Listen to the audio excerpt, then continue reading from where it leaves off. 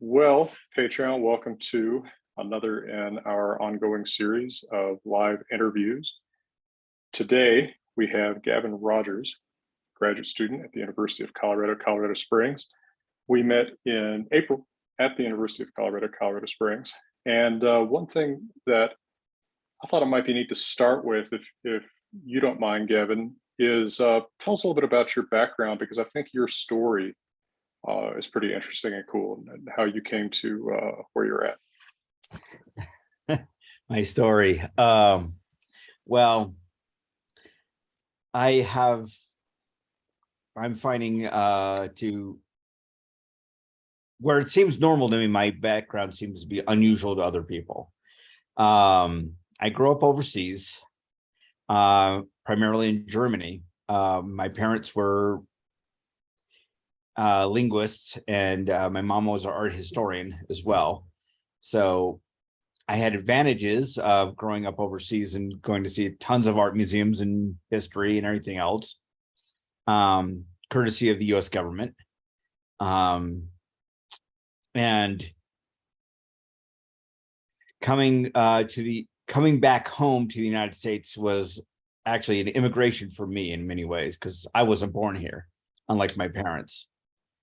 And then I joined the military, had a small career there in the Army and the Navy, ending up as a journalist, and then doing a variety of odd jobs afterwards, and then going back to college in my 30s, and then getting married, getting divorced. Life happened, a bunch of other odd jobs, and then returning to college in my late 40s for my master's degree. And I was 2 years ago, a professor friend of mine showed up with a book saying it was time for me to come back home. And then here I am, I guess, back home. Back home to Colorado, or to a subject? To academia.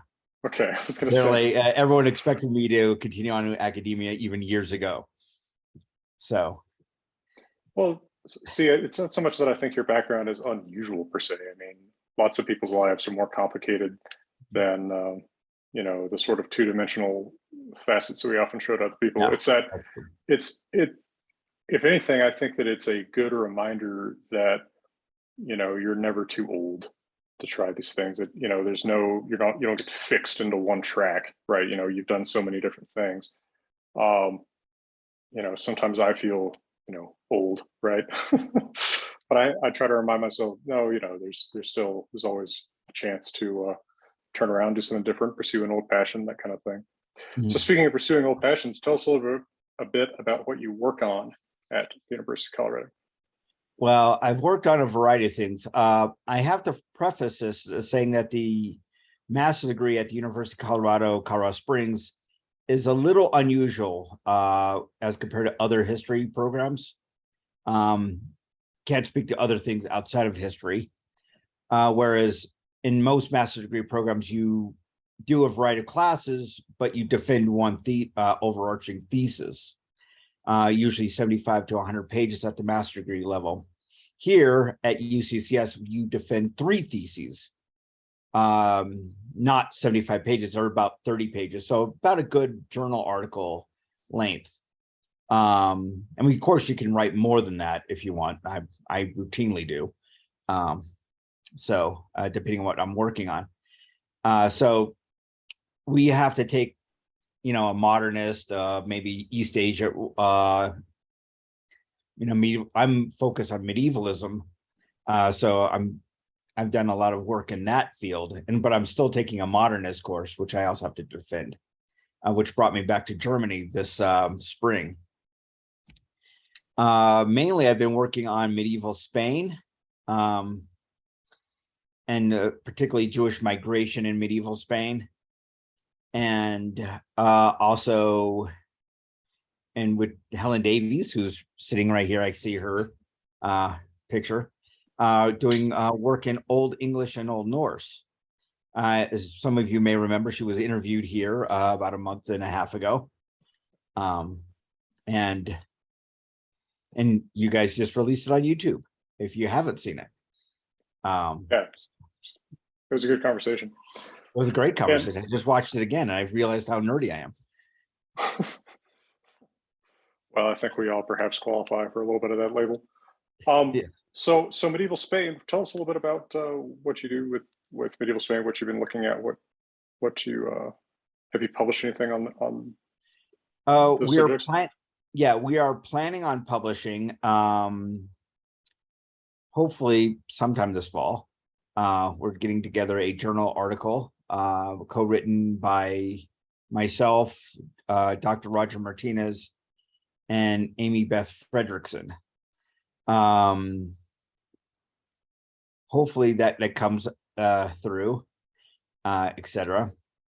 What we've been doing, we started off in a project teaching undergrads elements of digital humanities. In this case, we were teaching them how to use certain architectural tools to demonstrate things we find in documents, like buildings. We know this building existed. What is the likely outcome? We know that this architect or this master mason worked on it, etc. So we're concentrating on the town of Plasencia, Spain, which is a small cathedral town, cathedral city, technically. Of course, that's what a cathedral is. And we, a year and a half ago, almost 2 years ago now, we were teaching undergrads some of these tools and techniques. And I led the synagogue team, and we recreated a synagogue. And then over the summer following that semester, that's last year, into the fall, I realized I could use it as a jumping off point to just explore what this synagogue meant in that context of that area. And only to look at the vernacular architecture of the things of the other synagogues that we know about around it, as we slowly got documents from Spain. I found that the initial synagogue representation was wrong. And then, which created a whole new problem, like recreating this whole synagogue became a project. And then slowly, what does this mean as far as this architectural form in Extremadura, which is the far west of Spain next to the Portuguese border? And then I came up with a hypothesis about Jewish migration and a kind of 3 forms of Iberian Jewishness. So, I mean, it's a little more involved with that. It's kind of in proposal stage for my doctorate, actually. Oh, and what time period is this synagogue from? This is from the early 13th century. During the period of the Reconquista in this region of Spain, which is the late 12th and early 13th centuries. Yeah, I was thinking it must have been right around then. So was it in a majority Muslim or majority Christian context, or did it shift during the time that it was standing? It wasn't much of a city prior to the Reconquista. It was a foundation. There was some kind of a town there before, and we know of an Islamic fortress. But even for several hundred years after the Reconquista, the town was fairly evenly split between Jews, Christians, and Muslims. Huh. It never was, it was technically on paper a city with a cathedral, but it was a poor, really not much more than a poor village. Most of the city walls weren't filled in. I mean, the city walls were there, but the interior of those city walls weren't filled in until the 15th centuries. It did become a real city until then. There was a lot of farms really inside the city walls. So it seems like in doing this kind of study, you're combining aspects of archaeology, even architecture. Yes. right? Manuscript studies, language. Mhm. I imagine you have to work in dealing with medieval Spain, probably with Spanish, Old Spanish, Latin, maybe Yep. Hebrew, maybe Ladino. I don't know. Just Ladino is an interesting question. Ladino, according to most scholars, doesn't exist until after the expulsion.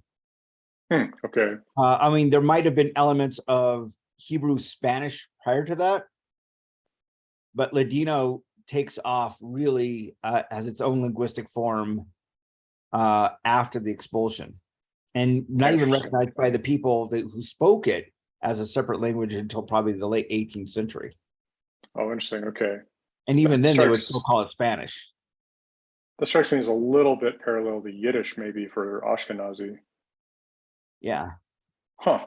Interesting. Yeah. After Yiddish doesn't become a real thing until after moving to Poland and Lithuania. Right.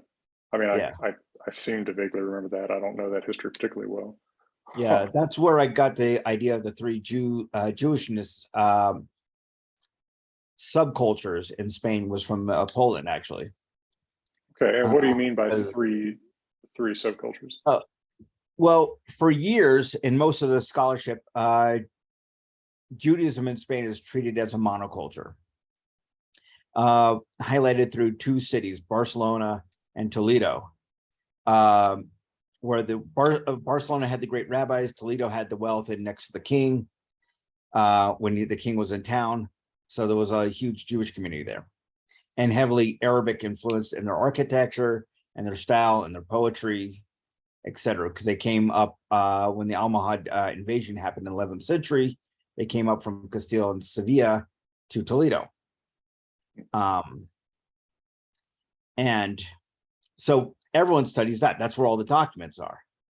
And so they assume that this big geographic area, Jews are Jews. It's just a monoculture. But then we look at late medieval, early modern Poland after the Lithuanian Polish princes let Jews into the country. And we see a development of three different kinds of Judaisms. We have in Yiddish, Yeki Judaism, that's German Jewishness, and the far west elements of Poland near the German border. We have Galicianers who speak their own form of Yiddish in the south and the area that became Galicia during the partition with Austria. Then we have Litvaks in the far northeast of Poland, Lithuanians, and who spoke their own form of Judaism, had their own culture and traditions as well. And this only formed in the last 500 years. And we're talking an area similar sized, Iberian Peninsula is similar sized to about what Poland is, over a period of 1,500 years. Mm. So you would think that there would be subcultures who spoke different varieties of Spanish or Portuguese, Catalan, etc., who didn't get to go. I mean, the people in Barcelona didn't speak to Toledo that much. And I'm finding that the people on the far west from Leon down to Estremadura didn't speak to Toledo that much either. And they spoke more to Portugal, and they had connections with Portugal in the north rather than Toledo, which from Placentia to Toledo is really not that far. But they're in the letters that we have from the nobles who live there, they're even concentrating on the north. They're talking to people in Salamanca and Burgos and Leon in the north rather than people in Toledo. So is their language Far closer. Is there language more Galician in the Iberian context? Because I mean, you mentioned Galicia in the Eastern European context. It's two different Galicias, right? But yeah. So is there language more Galician? No, it's actually Astur-Leonese. Oh, okay. Which is the next group over before you get to proper Castilian. Right. Okay. And Estremadura, especially in the north of Estremadura, where Placentia and these towns I've studied are located, they still speak a form of Leonese. Oh, interesting. Okay. Rather than Castilian. Well, that linguistic situation is more complicated today than I think is often represented. And what it seems like you're also demonstrating here is that there's a lot of complexity in that linguistic and cultural situation, 700 years ago. Yeah. Oh, most definitely. And there's a lot of political problems there too. We have the kings of Castile coming into territories that were technically part of the Kingdom of Leon before the two kingdoms combined, and poaching their other guys' territory for a variety of reasons, pushing their hegemony a little westward into areas that were already conquered by Leon. Right. So you have towns that were like Placencia has a fuero from the kingdom of Alfonso VIII, which is the king of Castile, even though the surrounding area was completely conquered 50 years prior by the kingdom of Leon.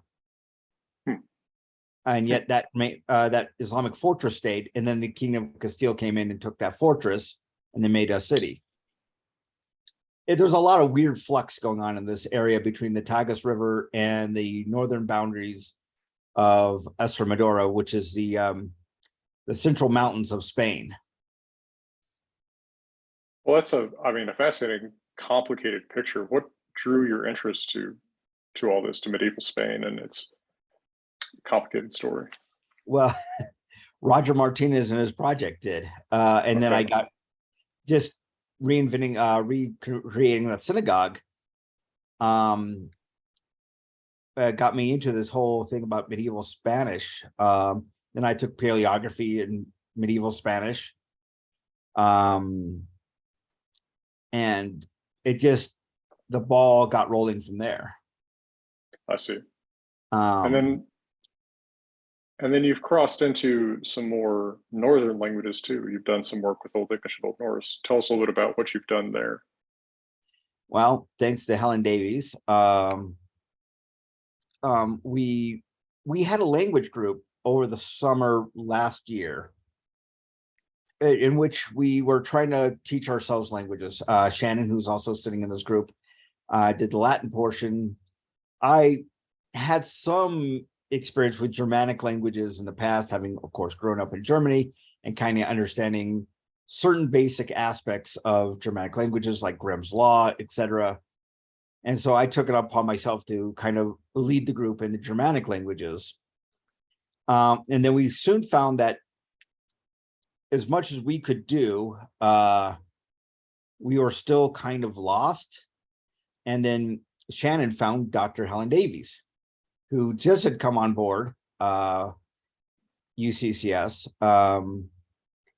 and who does work in Old English and Old Norse and insular languages, like Predonic, Celtic, etc.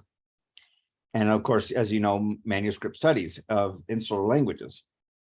And she offered to help us. And then we took a whole course in reading through Old English. And after which I did a paper on the Battle of Maldon, which explored why the Battle of Maldon is not as polemic against the Norse as they should be, giving the Norse this is the first element of the Danegeld. Oh, there you go. Battle of Maldon. Thank you, Stella. The amazing Stella. Yeah. I'm always impressed how quickly she does this stuff. Stella's amazing at finding things and always knows the right thing to find. A bit rambling here. Well, so for those of us who might not have seen it for a while or ever encountered it, perhaps tell us a little bit about the Battle of Maldon. Both, what are the events, and then what is this poem? What can you give us? The sketch of this.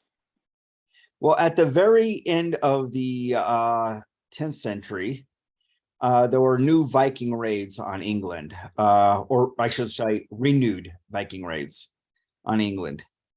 And they started at this point under the advice of, I believe, Archbishop Stiglitz, started to pay off these Vikings with what became known as Danegeld.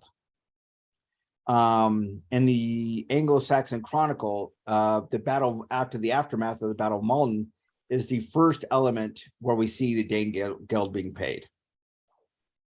So they're paid off to go on after that. The battle itself, however, is kind of was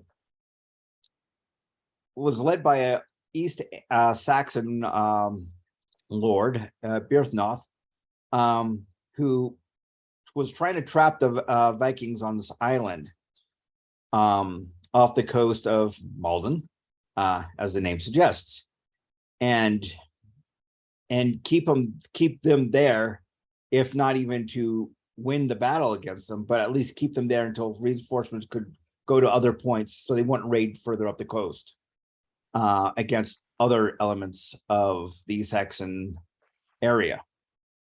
And so the battle goes on. The East Saxons look like they're doing very well for a bit. Then Byrhtnoth, with a thing that is called overmode, a little bit of extra pride, perhaps, has a parlay with them, and then lets them come on shore to fight a real battle off the island. Which may be because it was a damned if you do, damned if you don't moment. If he doesn't get them off the island, they'll just get on the ships and leave when the tide comes back on. But if they do come off the island, he has a chance of losing the battle, right? And they eventually kind of lose the battle, despite their heroics. And Byrhtnoth dies this really great death, has a great monologue in the poem. And it goes on and it tells who was the coward in the battle, who did great things, and who died heroic deaths. And very classic old Saxon, old English rather, kind of pronouncements. And it's done in a style that was already at the time probably harking back to older forms of poetry in Old English. In a kind of like as if we were using Victorian English when we're writing poetry nowadays. Mm. And as I recall, getting back to the physical situation a little bit, the island that the English had chased the Vikings onto was a tide island, so that there was an isthmus at low tide, but at high tide, it was an island, right? Yeah. Yeah, that's correct. There, it's actually a walkway between the two islands that still exists to this day. On that was probably man-made. We just don't know when, but it already existed at the time of the Anglo-Saxons. And there's, I think, really kind of among people who are into this stuff, probably the thing that the Battle of Maldon is most famous for is the dying pronouncement that goes something like, the heart needs to be the harder and the mind the keener as your strength grows less, right? Something like that. Yeah. Like just a really profound statement of strength and hopelessness, right? Mm-hmm. It is, in fact, I would say, extremely Drangar, to use an Old Norse word, mm-hmm. that in fact kind of shows up in this Old English poem. Yeah, it does. And my idea about the poem, I was struck by in other pronouncements and other poems that mention the other, in this case, the Norse. The Old English are not shy about using the worst terms imaginable. Even in Judith, for instance, which I compared this one to, which is fairly contemporaneous, they're using the hateful enemy, using the translation here, and all sorts of other terms. I mean, routinely, sentence after line after line, they're really hammering home this is the bad guy. But in the Battle of Maldon, they only use those terms very sparingly. Like they used a hateful enemy like once. They mainly call the Vikings, or the Norse rather, seamen or brimana, lithmana, mm-hmm. Seafarers, people who come ashore. They use the word weeching, Viking in Old English, only once. So they're not saying these guys are really all that bad. The language is really muted, right. Surprisingly so when you analyze the language. Yeah, it's really fascinatingly neutral. It's like it's almost like two elemental forces coming together, right? It's the waves versus the shore. Who's the bad guy? Yeah, Uh, exactly right. in a sense. And then one of the English, if I'm remembering this right, or it may actually be the narrator, uses the term sum dranga, like one of the drangers, right? Mhm. Using that Old Norse term of one of the Vikings. Yeah, and they even say the Norse did heroic deeds that day. You know, not that they're on the right side of their analysis, but they're not unheroic in their own way. Yeah, Like the guy who cuts down Brithnoth isn't considered a treacherous evil villain. He's considering a guy who was did a heroic deed and took down this great hero. yeah, But he's just on the wrong side.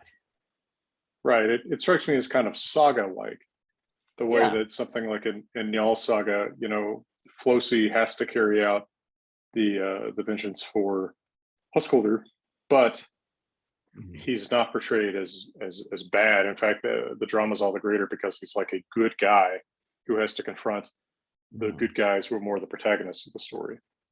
Right? Yeah. It strikes me as just having a saga-like narrative in that way. Is that the only occurrence of Dranger or an Old English word derived from it in Old English? I don't I'm not remember. absolutely sure about that. That wasn't one of the terms I analyzed in great detail. Um, It's always but really, really stood out to me. well, yeah, I can see why it would Well, do sure. that. You did a whole thing on Dringer. So Well, it's a fascinating word, but just I'm actually I'm going to search Bosworth-Toller right now and see if there's other places this occurs in Old English. Uh, I don't see any others. yeah, I mean, I Yeah, could look at my old English dictionary right now and find it too, but if it's not so buried. Oh, wait, here it is. yeah. Bosworth-Toller just has that one line from the Battle of Maldon: "For let dranga sum daruð of handa flögen." One of the some dranger let a spear or javelin fly from his hand. Yes. Yeah, yeah, it's fairly early in the poem too. And there is, yeah, there are some elements of Old Norse influenced language throughout the poem, which leads me to believe that this is a local poem Hmm. from that area of East Essex. The Oh, reason why, and this comes to the point why they're using the neutral language for these Vikings, is that on the East Saxon side, and they're all claimed to be East Saxons, by the way. We clearly see the who's who and who fought in the battle on the East Saxon side, and a lot of them have, not a lot, but a fair number of them have. They tell, of course, the name of the soldier and or the warrior, and who their father is. hmm. And we get a lot of people who have names like a typically Old English name, but his dad was Thorstein Oh, yeah, or Thorvald, sure. etc. And yet they're perfectly good old East Saxons who are fighting for the East Saxon cause. Right. They've assimilated into that English Yeah. culture around them, but they're very recently descended from Norse speaking people themselves. Um, where else do you see Norse vocabulary? You mentioned that Dranger was just one of them. Is Daru that actual word in that same line, that word for dart or spear or javelin? Is that one of those Norse words you're talking about? Uh, it may be. I wasn't thinking more along the lines of the Norse specific words besides a few that come up and the context they're coming up with.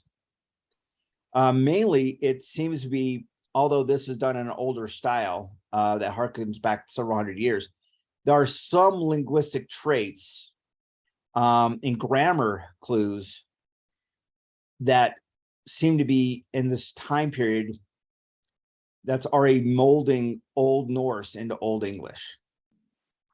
Okay. You know, um, let's see if I can find an example of it. I do have my paper up here. And by the way, while you're looking for that, and other people feel free to throw in questions. I don't mean to monopolize. Oh, certainly.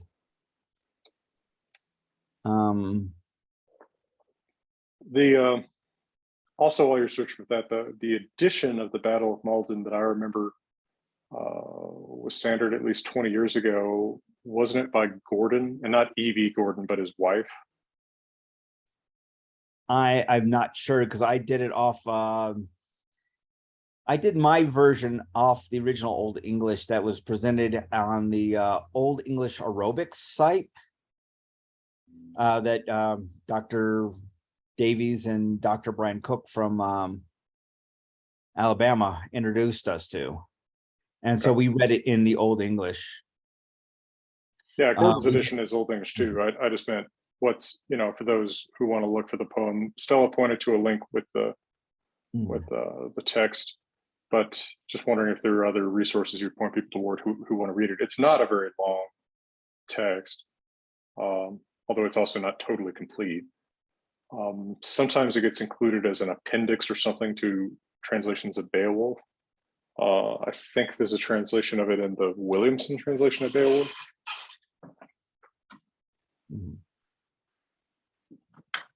I thought I had that here, but I guess I don't. Here we go. Sorry about that. Oh, it follows certain elements in the Bjarkamal, if I'm pronouncing that correctly. Okay, from well, so Bjarkamal is kind of like a hypothetical poem, right? Because it's in Saxo and Latin. But okay. Yeah, Saxo Grammaticus, right? Who translates it? Yeah, So there's not really but there are certain stanzas that are in the poem that match very closely to formulas that Saxo Grammaticus has in his translation. That's pretty cool. That suggests that there could well have been some Old English analog to Bjarkamal that was floating around that the poet could have dipped into for this. Yeah, which would not be surprising. So yeah, and yeah, so like for instance, I'll translate it here quickly. I'm using my own translation here. I will not flee. This is from the Battle of Maldon. I'll just read it really quickly in Old English because you guys are nerds about this. Yeah, give us some flavor. Yeah. Not each Hiona Nella flown. By the way, I'm nowhere near as like Simon. Okay, so excuse my pronunciation.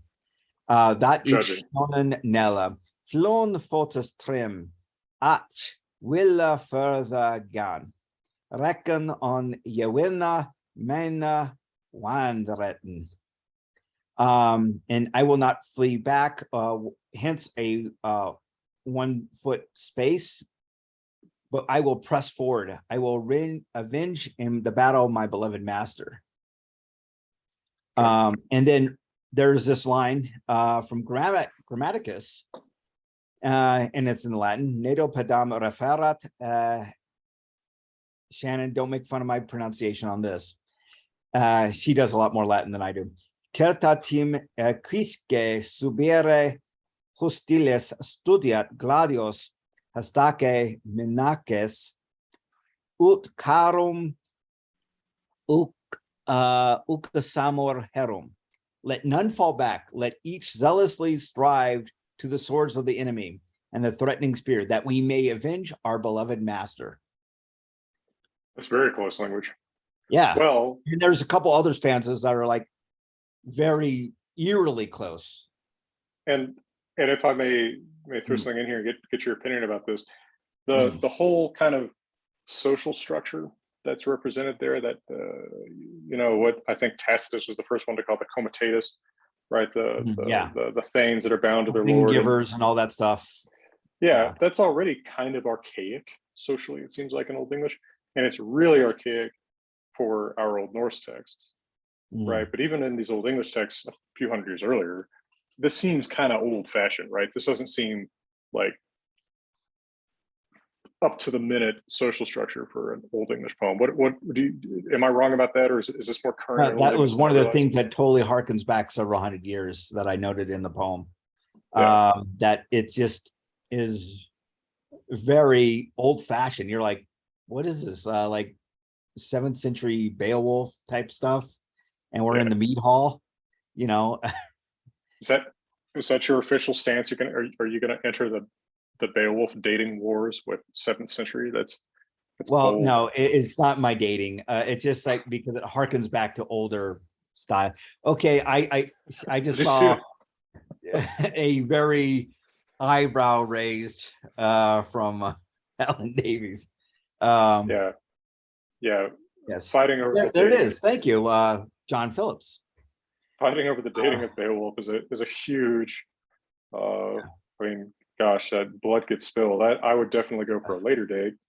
Well, yeah. So I What was we wondering don't if you were have gonna. until I think what we can date it to is what, the 10th century. Well, the manuscripts I think are the 11th century, isn't it? Okay, maybe early 11th century. But anyway, no, it's like, wow, is this going to be? You're gonna. No.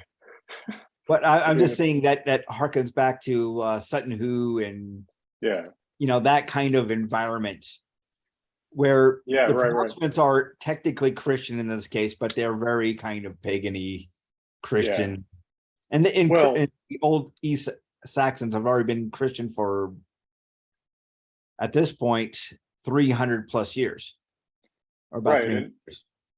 And let me make a half-minute No, 400 years almost. semi-coherent point here. It seems to me that this sort of archaic social structure that's showing through a poem like this, or through Bjarkamal even later in Scandinavia, it's kind of like how material culture from a much earlier time shows up in elevated literary context even now, right? So that if you want to represent, gods or great heroes as doing something, you're much more likely to represent a god, even in 2022, as like riding a chariot using a sword rather than,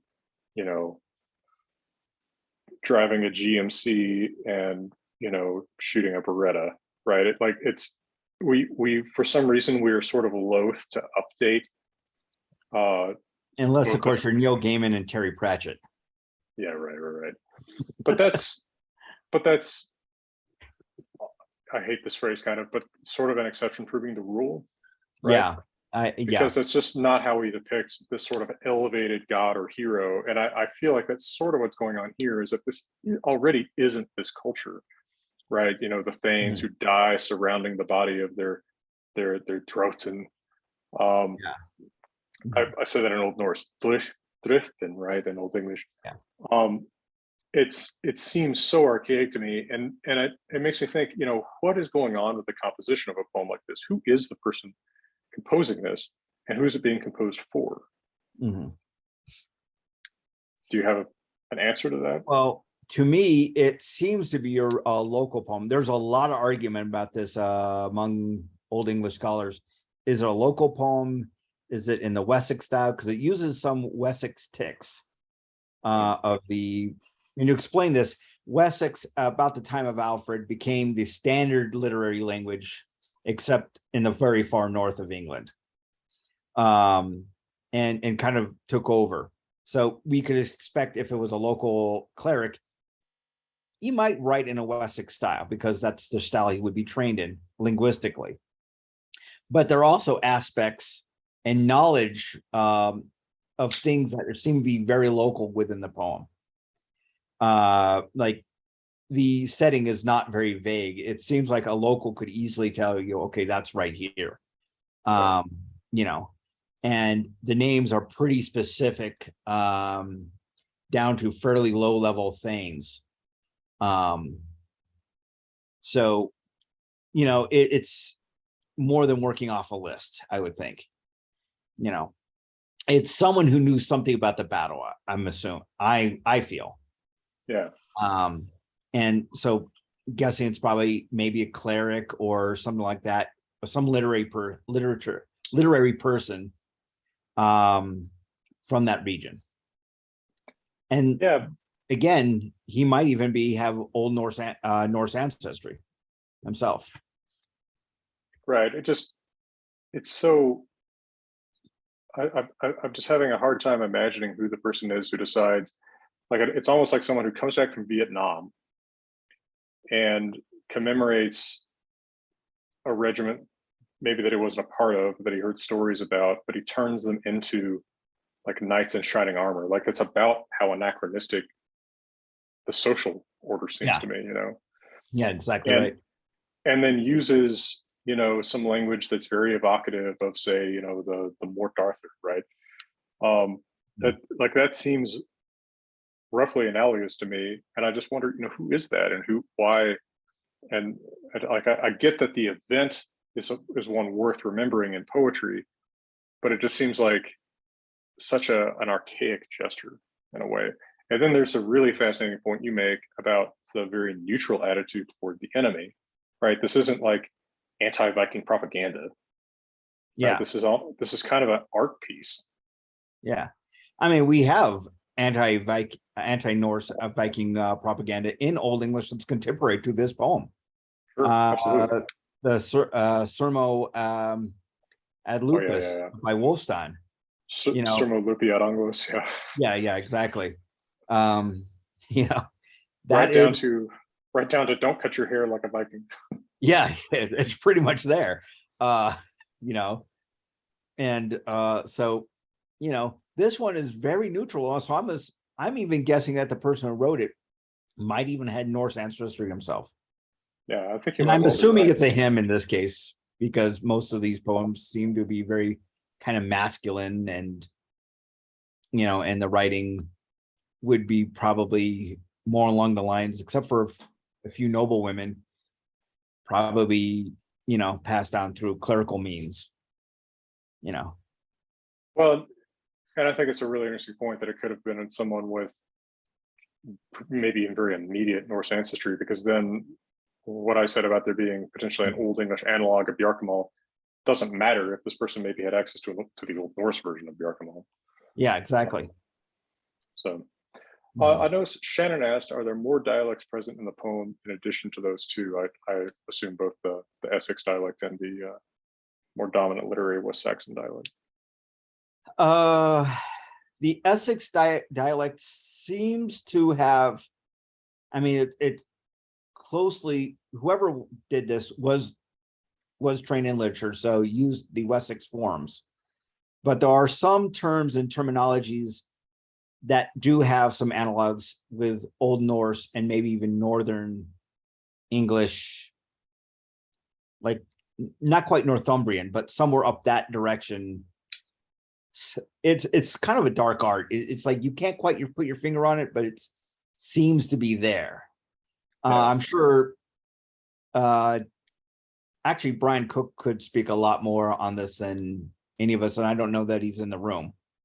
I haven't checked who's in the room besides Helen and Shannon and I don't see Marty. him. Yeah, I don't see him. But Um, it strikes me as maybe a little bit like how, well, English language writers, but I think this is especially true of Norwegian language writers, will use, uh, a standard language or standard written bokmål, but then when they want to suggest a dialect, they kind of do these light touches yeah, in a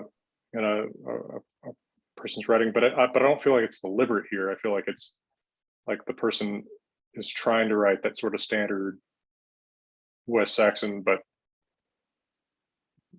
maybe hasn't seen or heard or seen a word written before or heard it in West Saxon, and so it just kind of like yeah, slips there. Yeah, yeah. There's a couple words that are off the standard spelling convention, but that's really not enough to say this is a dialectical use. right, You maybe, right, or maybe it's just a guy who never saw that word before, like you're saying. right. So it's really iffy. Yeah, that seems like something that'd be difficult to get any kind of clarity and conclusion about. Yeah. I mean, you could totally go down that rabbit hole and say this is a dialectical term. They're using it in the Essex context, etc. But the proof isn't really strong. Yeah, I wouldn't feel too confident about making because those all claims. we have is the Battle of Maldon. So, Right. and if that's the only thing we have, Is there one manuscript or are there multiple? Actually, Helen, would you like to speak on this? I know this is not your interview, but I think you're the manuscript expert here. Sure, You're on Gavin. mute.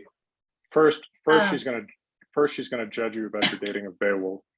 Well, I just thought it was a bit of a bold move to wade into the middle of that debate. Yeah, so I think that there is only one manuscript that survives for most of Old English poetry. There's mostly only one manuscript that survives of each of them. And this one, I believe, survived the Cotton Fire too. Yeah, I think so. I actually don't know off the top of my head, but there is a number of Old English poems that are a tad crispy and a tad damaged as a result of the crispiness that's left over after it. Shannon says no. Is that no to the Cotton Fire? Cheers, Shannon. No. Thank you for looking Shannon that up. says it died in the Cotton Fire. We could bring Shannon on here for more about this. Oh, too. yeah, it's a transcription. That's right. Thank you, Shannon, for reminding me that this is actually, we don't even have the copy. We just have a transcription of the copy that was done by a scholar, like not even half of a dozen years before the fire. Right. Just having. I can read who did it. I just brought up in my Yeah, notes. she's done a lot of work on the Cotton Fire in the Yeah. aptly named Ashburnham House. That it was Wonder if you want to wow. take a step back, Gavin, and explain to others what the Cotton Fire was. Well, Cotton was antiquarian who lived in Oxford and had this house called Ashburnham House. It's on the nose. Yeah, on the nose. And he had collected in the late 17th century most of the corpus that we know about of Old English, with a few exceptions that were stored in other like cathedral archives, etc. Things that weren't stored, he collected them. And after his death, a fire happened, and some things got saved and other things got lost, but it was already being mined by early scholars of Old English in the early 18th century. And he collected Beowulf, as I recall, right? Yeah, he collected Beowulf, he collected Judith, Battle of Maldon. Stella asked about the a Old lot of English things rune that poem. Pardon me? Stella asked about the Old English rune poem. Yeah, I think that is also in the Cotton collection. Pretty much almost It was like 75% of what we know of Old English comes from the Cotton collection, whether through transcriptions made within a few years before the fire, or from the copies that survived the fire, like Beowulf and Judith and etc. Right. It's very much the English equivalent of Árni Magnusson in Iceland collecting all the manuscripts that he could. Yeah. Trying to centralize them in one collection. Although, as I recall, I guess it is possible to overstate how much was burned because, for example, the Beowulf manuscript wasn't at the house, right? Or it was saved from the house. It was saved from the house. It has crispy edges. Okay. I mean, Legitimately crispy, but someone grabbed that one, I think, fairly rapidly, knowing its importance. man, I mean, it's amazing to think how much has been lost just from stuff like this, right? Just these incidental fires. Yeah, and we don't know the entire catalog that was lost. Sure. We just know what was transcribed prior and what was saved from the fire. That's right. kind of it. And Cotton would presumably have had some kind of catalog because he was the collector of these things. Right, but the catalog is probably part of what got burned up. Yeah, it seems to have. Oh, and Helen says Christina Duffy is imaging the tiny fragments that survive in the British Library to try to recover some lost texts. It's awesome. Yeah, that's cool. somewhere in there is an Old English Voluspa. Maybe I'll start that rumor.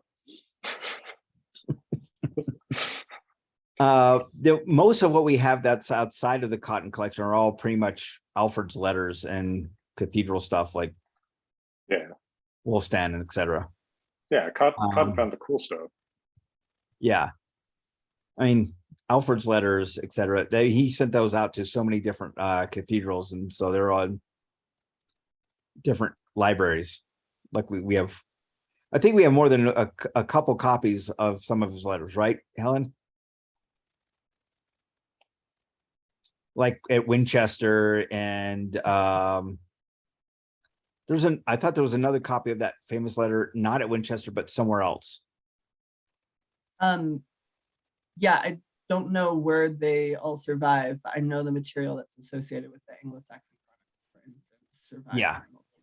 Yeah, of course, we had the Peterborough copy and other things like that. Mm. And some Old English materials on the continent, right? Like I want to say that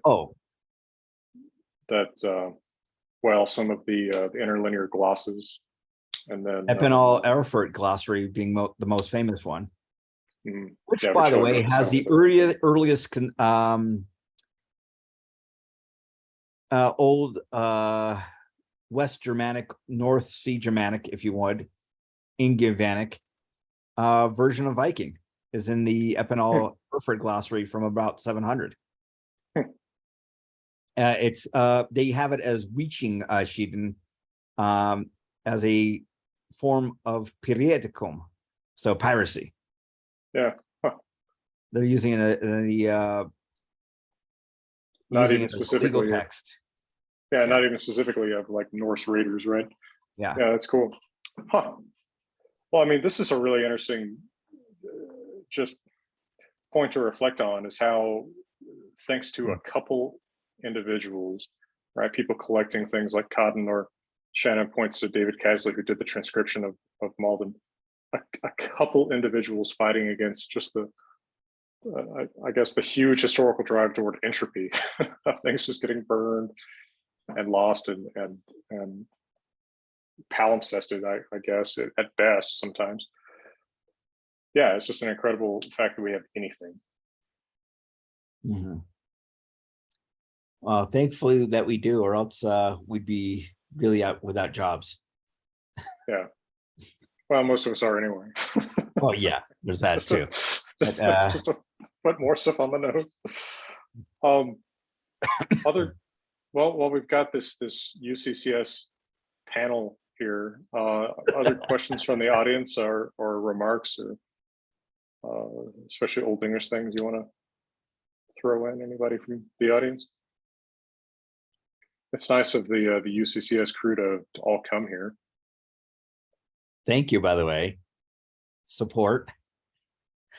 Well, you were there for Helen. Well, yeah, and so was Shannon.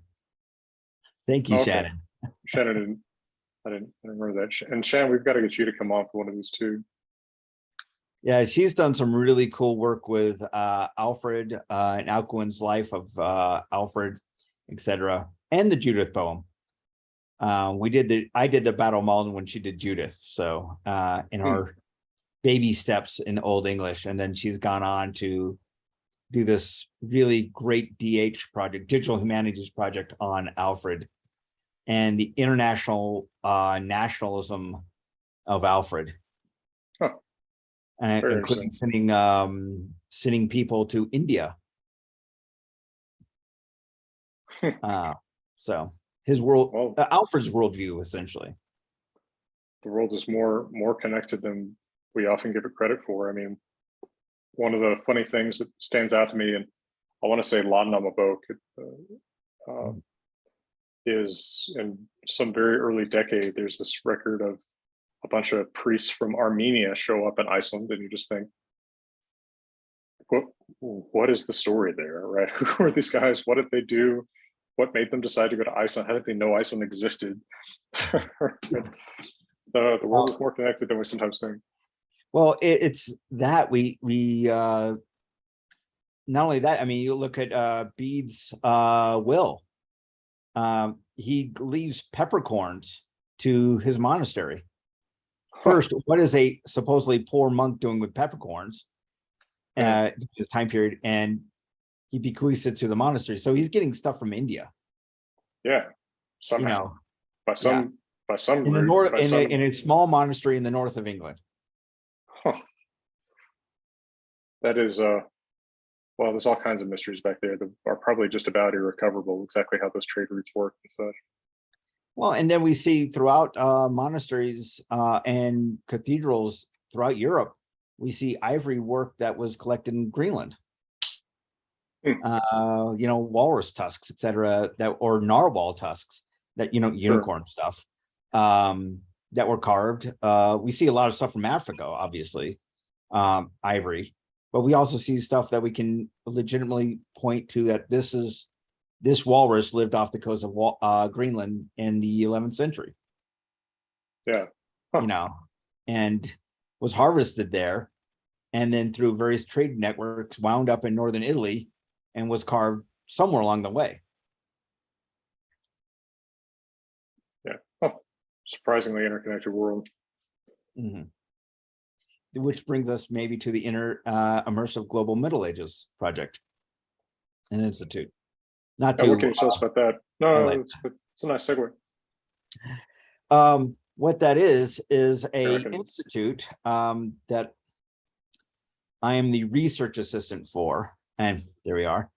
You know, we also have our own webpage too, beyond the NEH. I think the NEH grant has a link to our webpage as well, which tells us more about the actual work. And we're taking a bunch of scholars from throughout the world, not just the United States, and bring them together and teach them elements of digital humanities to recreate virtual worlds.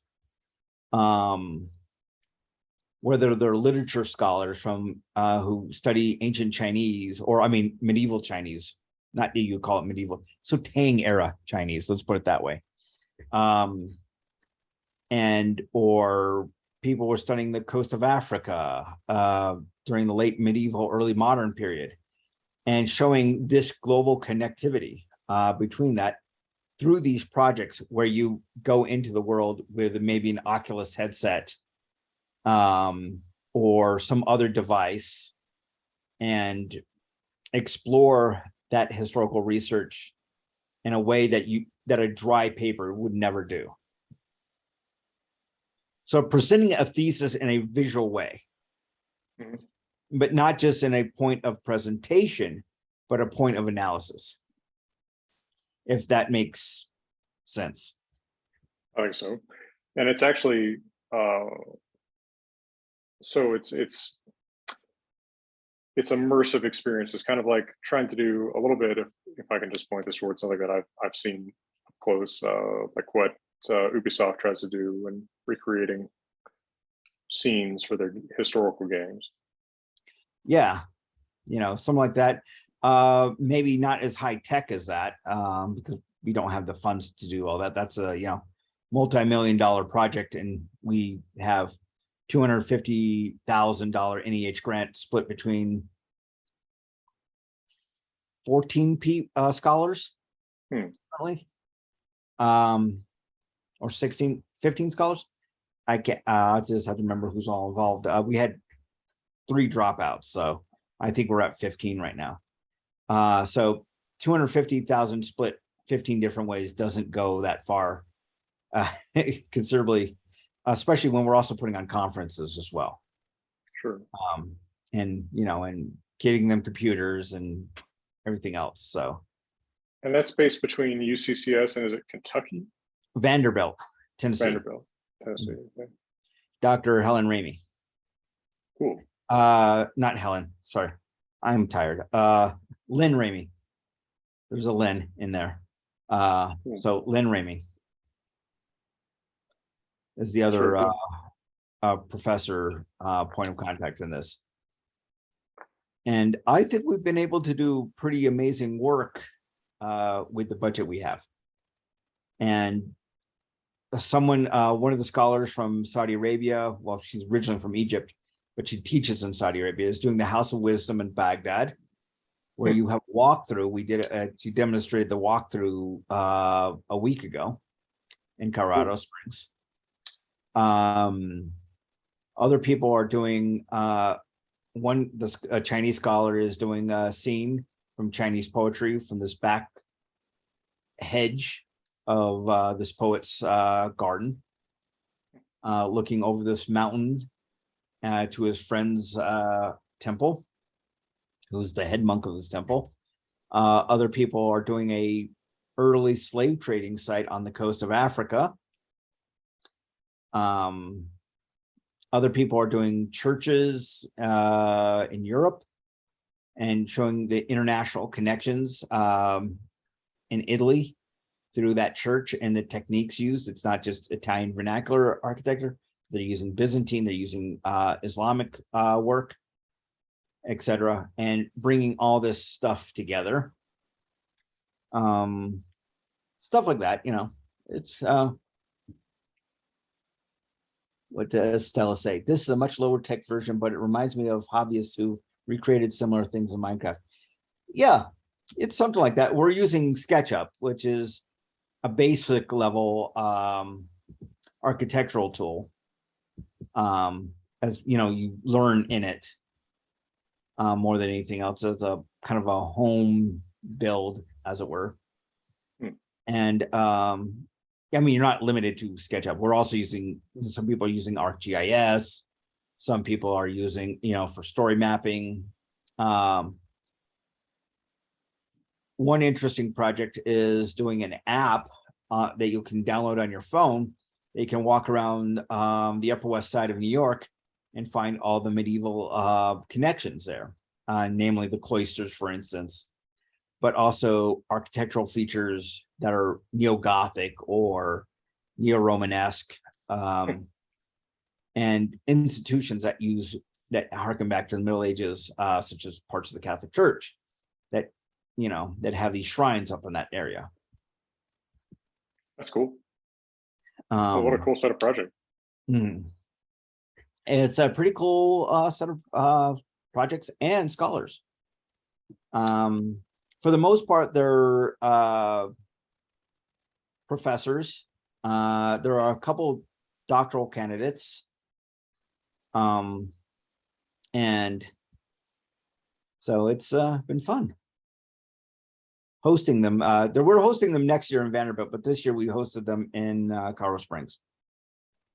Well, I got to make it down for the next one of those. Is at Colorado Springs. It sounds like a fun way to see some well, just new imaginations applied to the past. Yeah, conceptually, these people are operating at a very high level. They're only learning the technology, of course, in some cases. Well, but that's cool in itself. I mean, hey, I have a huge learning curve with all this kind of stuff. So it's inspiring to me to see, oh yeah, I can learn this too. Well, yeah, it would be totally cool. Well, we've taken about an hour of your time. Are there other questions, remarks people want to throw out before we adjourn for the day? Anybody want to, you know, contest the dating of Beowulf? That's such a ferocious debate. Well, thanks very much for your time, Gavin, and thanks Helen and Shannon also for throwing in. And for now, I guess from, well, both of us in this case, from beautiful Colorado, we'll wish everybody all the best.